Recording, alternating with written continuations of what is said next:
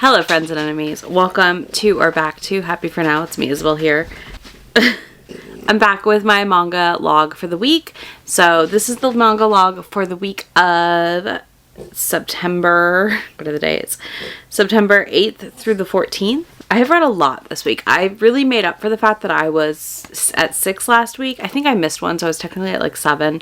But I'm officially at 20 volumes currently, so that feels really freaking good. I am on track to catch back up to hit 60 potentially.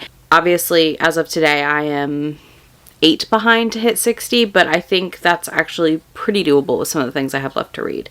So I really just need to sit down and knock out some marathons. So yeah, I've officially hit 20. That feels really good. Like truly hitting 20 this week feels great. I read 14 volumes in the last 7 days. That's about 2 a day. Again, I just got to do a little more and I will catch up to my goal. Either way, let's dive in and talk about everything I read. I'm going to go in order that I read it, but also combined series if I didn't read them together. So first up, the forgotten one last week was Delinquent Daddy and Tender Teacher Volume 2. I really enjoyed this. This was a cute continuation. I do want to read more of this. I'm trying to space out my BLs because I don't like to read the same thing over and over all the time necessarily. So read this, enjoyed it, had a good time. I'm excited to read more. They're just really cute and sweet. I know that I have like the entire series of this one, so it's definitely something I would like to read all of by the end of 30 and 30, but we'll see what I manage. I would at least like to read one more. But yeah, I really like this. I think this is cute. This is literally a teacher and his former like friend from high school who is a delinquent type that is a single dad. And it's their sweet, sweet, sweet adorableness and a romance and his son. Then digitally, I read on my trip 2 things. So I read Kakirio's Bed and Breakfast for Spirits Volume 10 that came out in the last month and a half or so. This summer it came out, and yeah, so I've been reading these digitally through my library and I really enjoyed this series. I think it's really fun. It's really cute. It's a very enjoyable read, but I'm also like kind of sad to be current. I don't know when we're getting volume 11 at all. I have no clue.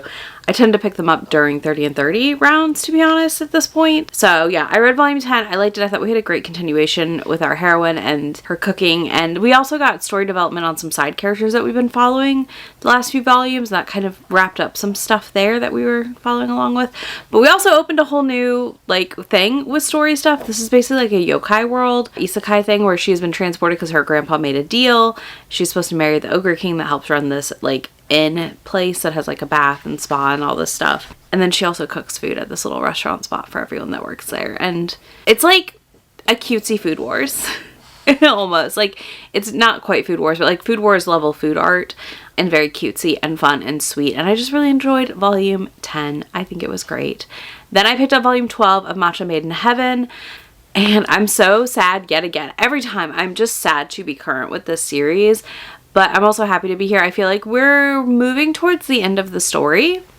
So I'm really intrigued to see where that's going to go as we continue forward. Because I do feel like we're wrapping up. Like things are wrapping up. So I don't know how long it is in Japan, but I do feel like it's got to be getting close-ish.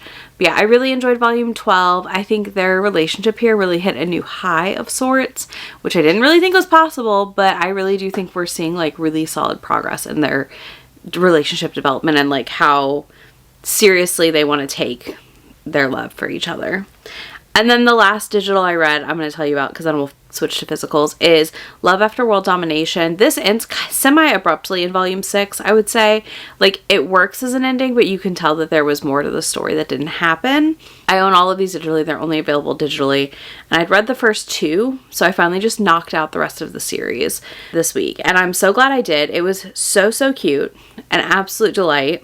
I really had a lot of fun with it. And I think it's one of those books that just shows that like you can have romance in different genres that aren't shoujo or josei and all that, because this is a shonen with a romance. But also it was really fun having these superheroes that one was on the villain team and one was on the good guys team, and they're in love and they're like secretly meeting up to date. I thought it was cute. I liked the progression. I definitely wish we'd gotten like maybe 1 or 2 more volumes to really fill out the story a little bit, because that last volume felt very rushed. So it did make it kind of disappointing in a way, but also at the same time like it was just so cute and so fun that I'm not really that disappointed in it. And then for my physical reading, I read volumes 4 through 8 of Cherry Magic. This is all that I own on my shelf, so I'm now current, which is really exciting, current with what I own. 4, 5, 6, 7, and 8 here. I'll hold up 8 is what I own physically and have now finished, which again feels fantastic. I will say I really like, there are some developments in these 5 volumes I read that I didn't really expect. I'm surprised by what has transpired so far in these, but I absolutely love them. I think these two are just adorable together, and I really enjoyed how quick and fast-paced of a read they are. I'm definitely going to be seeing if I can get some through the library to read more of this series during 30 and 30, but I also need to read more out of that bucket, that big tote I filled earlier this month. So we're going to focus on that, and then maybe at the end of the month I'll treat myself to some Cherry Magic. But yeah, I really am excited to get current / finish this series now after reading through volume 8. Like, it is so good, so readable. And it's one of those things that just like really surprised me, and a lot of people love it, and I've heard only good things. So I knew when I finally got here that I would enjoy it. I mean, I assumed I would, but then I also had that usual nerves of like, what if I hate it? But yeah, overall, I just really love the love story between these two, and also the secondary love story we're getting between his friend and this, like, his friend and this dancer kid that's like really cute. He's not really a kid. He's like 6 years younger than him, but loved this. This is a fantastic choice on my part to marathon this now when I was a little behind, because it definitely gave me a good boost in my numbers. Then I finally read I Want to Be a Wall Volume 3, another one I really enjoyed. I do want to read this whole series as one at some point. There's only 3 volumes, so I would like to really just like read 1 through 3 and see what I think of it as a whole, because this volume had so much happen that I felt like, because I haven't read 1 and 2 recently, I was a little bit like, wait, hold on, as I read it. So I think it would be nice for me to like revisit it and read it all the way through again. So I'm gonna put that on my like revisit list for 2026, I think, and kind of see what I think when I do that. And then last but not least, my 20th volume was Cheeky Brat Volume 14. I'm working on getting current on things that have come in the last few months, and I only have a handful of volumes of, on top of reading through that bin of books. But Cheeky Brat 14 I thought was really good. It was funny, it was cute. We had a lot of good confessions and talking through feelings and communication in this one.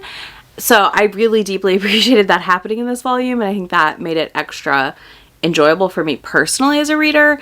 And I'm really excited and curious to see where we go in volume 15 for the relationship growth. But yeah, that is everything I read in the last week or so. I feel really good that I'm ending week 2 with 20 volumes read.